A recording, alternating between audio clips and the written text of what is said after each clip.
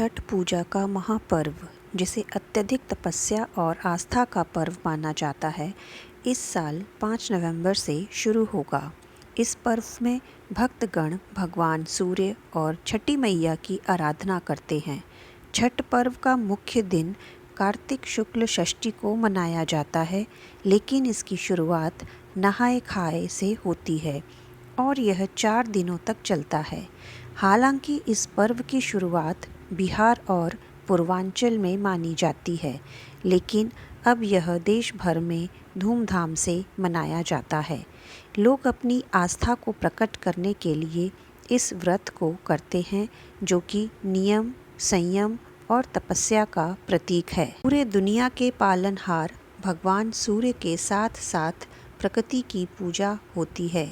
कई कहानियाँ भी इसमें जुड़ी हुई हैं, जिसमें सुखिया और दुखिया की कहानी भी लोगों में चर्चित है।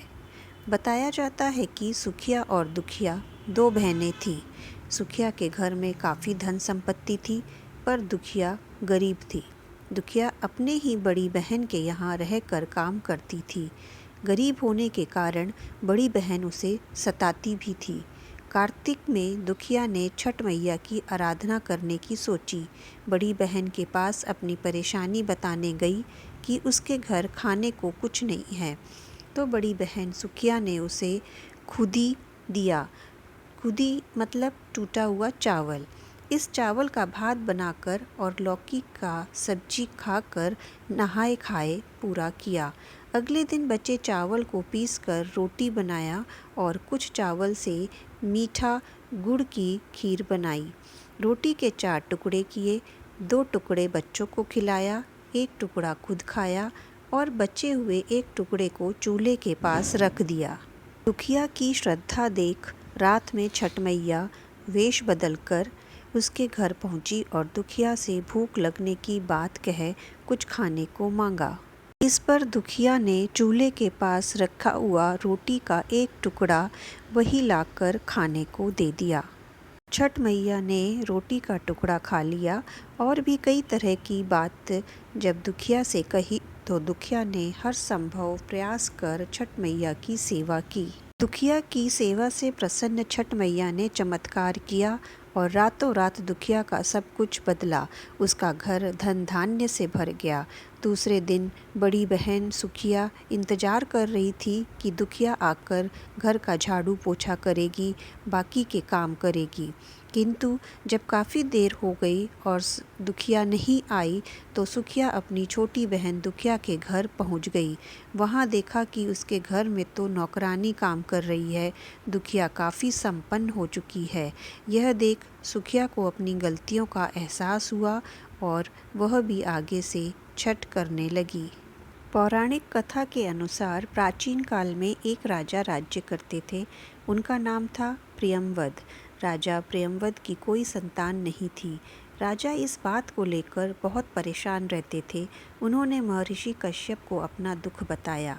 इसके बाद महर्षि कश्यप ने संतान प्राप्ति के लिए पुत्रेष्टि यज्ञ करवाया।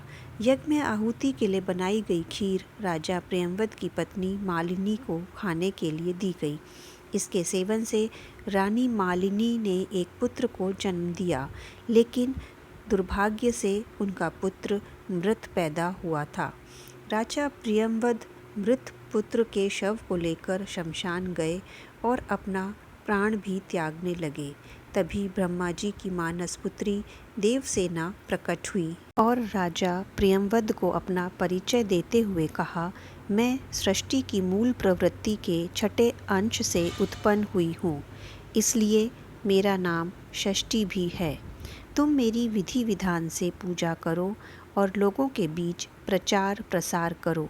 इसके बाद राजा प्रियंवद ने पुत्र की कामना करते हुए कार्तिक मास के शुक्ल पक्ष की षष्ठी पर विधि विधान से माता का व्रत किया। इसके बाद राजा संतानवान बने। इसके बाद से यह व्रत रखा जाने लगा। छठ की एक अन्य कहानी के अनुसार जब पांडव अपना राजपाट खो बैठे थे, तब द्रौपदी ने भगवान सूर्य देव की उपासना की थी और उनसे राजपाट वापस मांगने की कामना की थी। द्रौपदी की भक्ति से खुश होकर सूर्य भगवान ने आशीर्वाद दिया और उसी के फल से पांडवों को उनका राजपाट वापस मिला। एक अन्य कथा के मुताबिक जब भगवान श्री राम और माता जानकी 14 वर्ष का वनवास पूरा करके अयोध्या नगरी लौटे तो उन्होंने सूर्य देव और छठी मैया की उपासना की थी। पौराणिक कथाओं के अनुसार छठ पूजा की शुरुआत महाभारत के समय में हुई थी।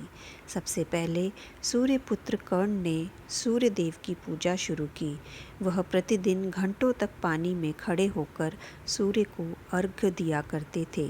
सूर्य देव के आशीर्वाद से वह एक महान योद्धा बने। दोस्तों, छठ पूजा संतान, परिवार की सुख समृद्धि और रोग मुक्त जीवन की कामना के लिए की जाती है। छठ महापर्व के दौरान श्रद्धालु कठिन नियमों का पालन करते हैं जो व्रत को और कठिन बना देता है। इसके अलावा सूर्य की उपासना से भक्तों को ऊर्जा और शक्ति मिलती है जो जीवन में सकारात्मकता लाने में सहायक होती है। इस व्रत की तैयारी भी विशेष होती है और इसके प्रसाद से पूरी शुद्धता का ध्यान रखा जाता है। दोस्तों, उम्मीद करती हूँ वीडियो आप लोगों को पसंद आई होगी। छठ महापर्व की इस पौराणिक कथाओं को अपने तक सीमित मत रखिए।